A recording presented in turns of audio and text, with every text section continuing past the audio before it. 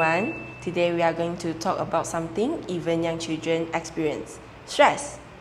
Even though they are still young, children still can feel pressure from school, routines, and daily life. Sometimes they cannot even express their feeling clearly, so the stress will be shown through action like crying, anger, refusing to talk, and also becoming a very quiet person. So understanding this is very important because stress affects how they learn, behave, and also their growth. If parents and teachers recognize these signs early, they can support children and help them feel more calm and safe. Now, let's move on to our interview session. Welcome and good afternoon, madam. My name is Naiza Nabiha and this is my group member. I am Aisha Shafia. So we are students from MSU Shalam and we're taking Bachelor in Early Childhood Education. So we are conducting a short interview for our project for subject Social and Emotional Development in Young Children. So do you mind if us ask you a few questions about children emotional and stress management? Hello, hi, good afternoon everyone. So my name is Siti Rokia and I have one son and I'm happy to be here today.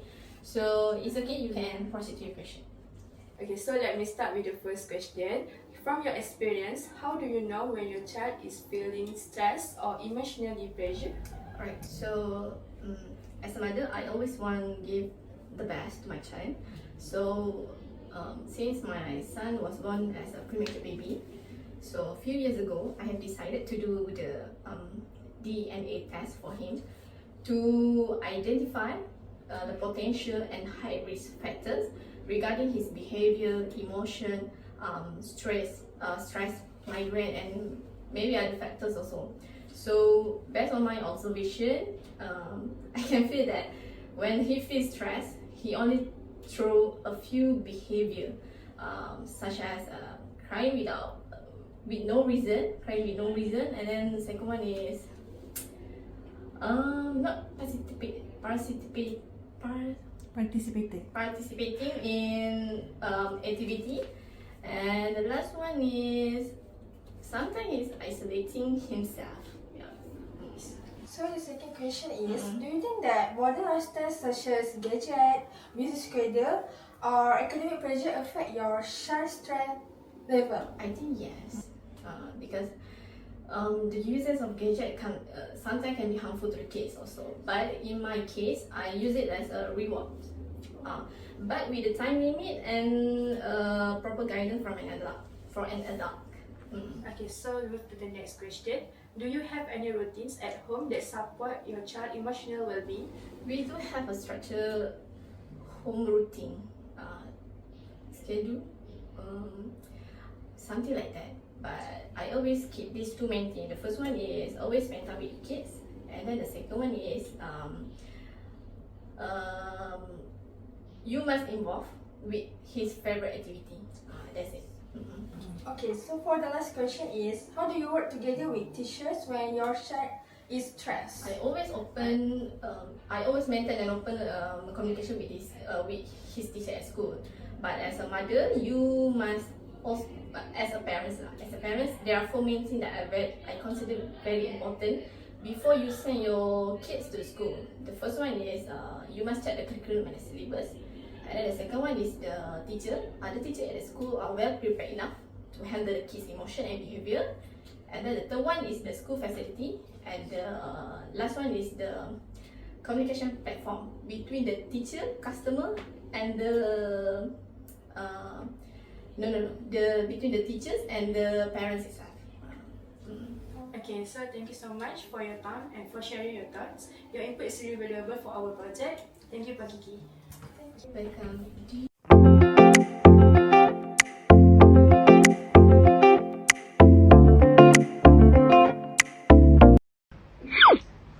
Assalamualaikum and good evening, Miss. I am Aisha Shafia. This is my partner. My name is Eza Nabiha. May you introduce yourself? My name is Mai Sarah. You can call me Teacher Mai or just Mai. And I'm 24 years old. So before we start, may we know the age range of the children you are currently teaching? Well, our age range that the kids we accept is between 14 months to 5 years and 11 months. Not more than 6 years.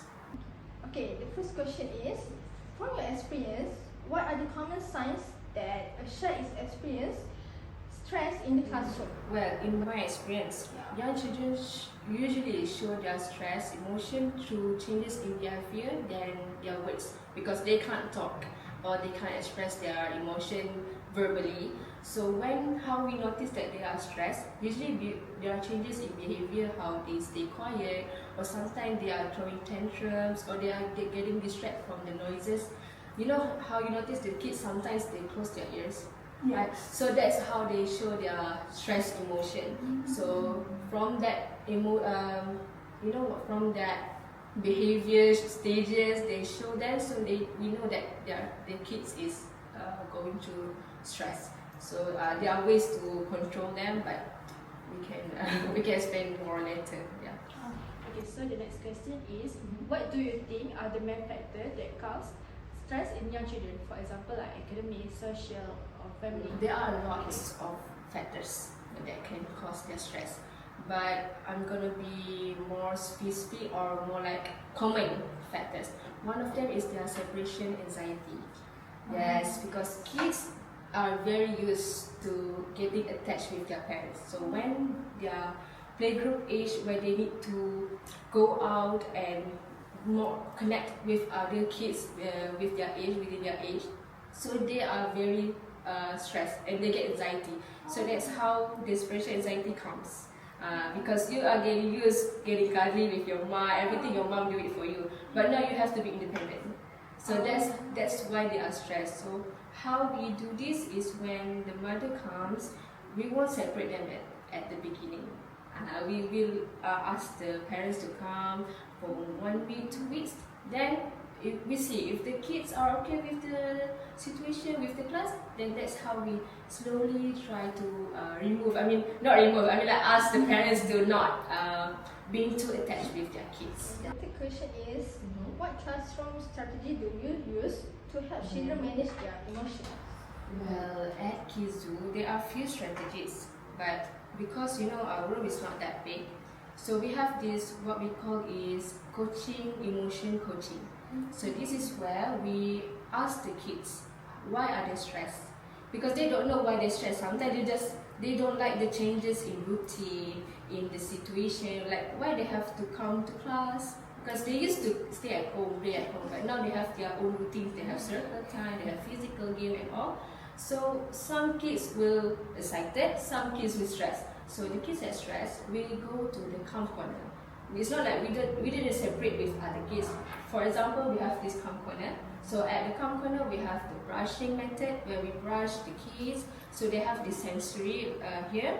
So they calm. Or we put a bit pressure on their body, we rub their back and we ask, it's okay, it's okay, it's okay. So we give them time and space. So when they are feeling calm, we ask them to breathe in, breathe out. And then when they come, then they ask, are you okay now?